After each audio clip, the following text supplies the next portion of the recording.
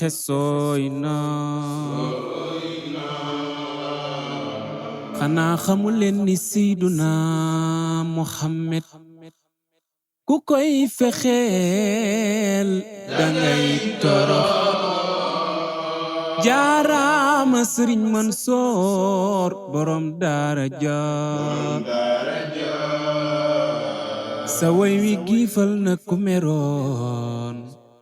ci gaay doon nataal yoneen alku ñel na leen tuskare ñel na leen Seyduna Muhammad mi ngeen di caricature Yàlla ko fal te du falliku tajarratumu antum alayhi bi rasmihi